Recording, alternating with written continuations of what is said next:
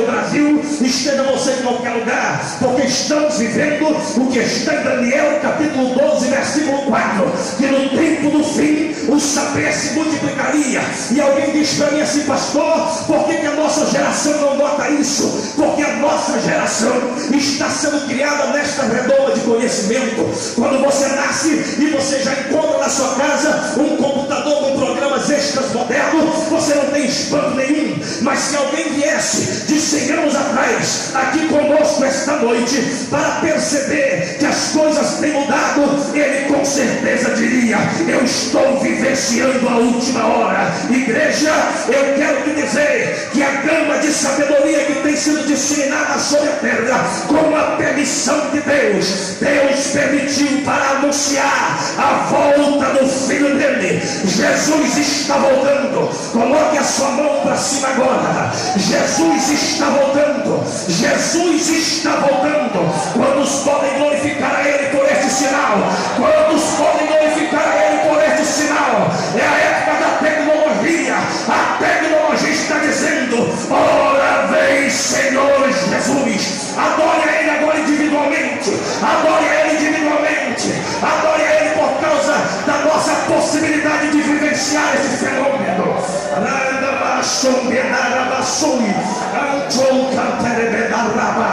Jesus está vindo buscar a igreja.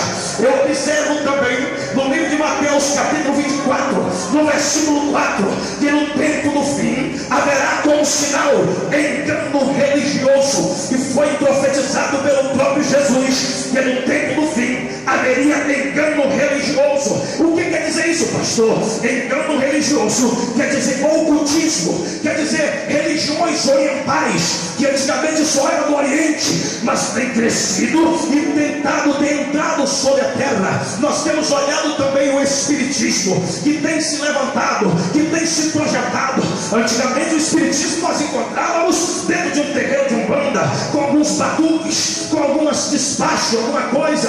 Hoje o espiritismo estão na televisão, nas novelas, nas músicas. O espiritismo está incorporado em símbolos, em marcas de roupa, em muitas coisas, de forma de mensagens subliminares, de mensagens diretas, através de induções, através de diversas situações. Nós encontramos o espiritismo aí de forma aberta, falando da reencarnação, falando das pessoas que morrem, que podem voltar, e muitos daqueles que não percebem isso e são engabelados pelo engano de Satanás. Mas a igreja que espera Jesus Cristo sabe que isto é apenas um sinal da vinda do Filho do Homem.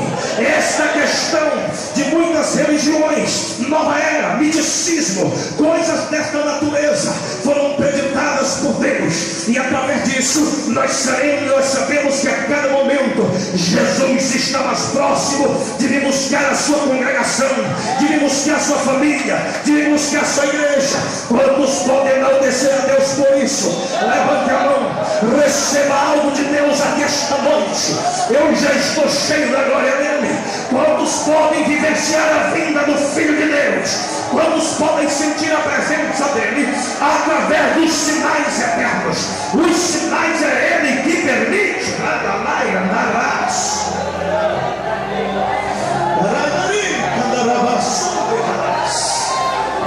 Eu ainda encontro em Mateus capítulo 24, versículos 6 e 7, a Bíblia falando sobre convulsões naturais, sociais e políticas. Quando eu falo sobre convulsões naturais, eu estou falando de fomes, epidemias, terremotos. Eu estou falando de guerras que estão sendo jogadas na raça humana. Nós encontramos isso predito no livro de Mateus capítulo 24, versículos 6 ao 7. A Bíblia está predizendo que viria um tempo de calamidade sobre a terra, e esta calamidade gerariam guerras.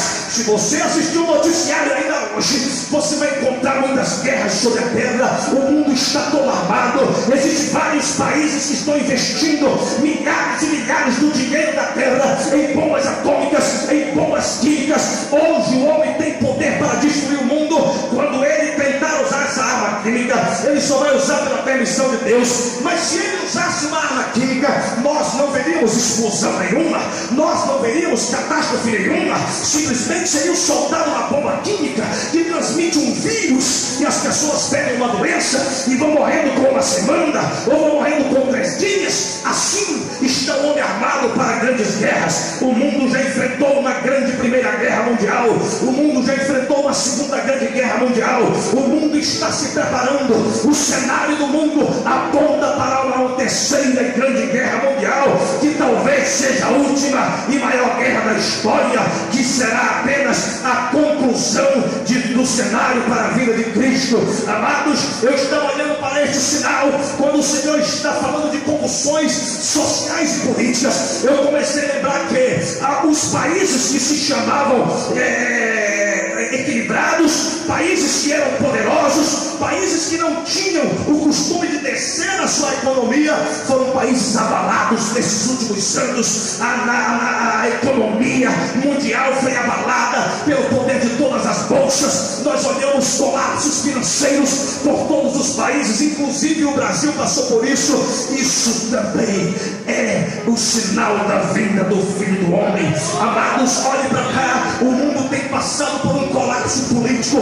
Nós encontramos em todas as nações, os políticos não conseguem se encontrar, os políticos se resolvem, eles sentam, eles marcam encontros, os presidentes passam mais tempo viajando, tentando resolver situações de paz do que em seus próprios países, mas eles não encontram uma solução.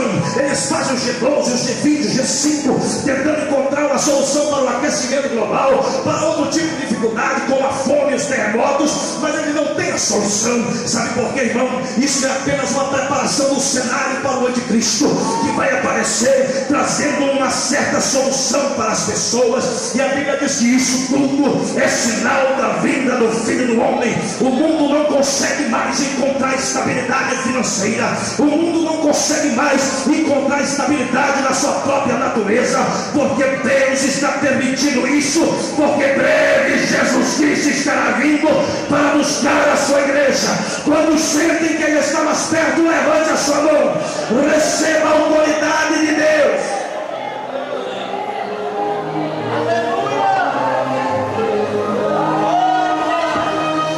Atente comigo isso.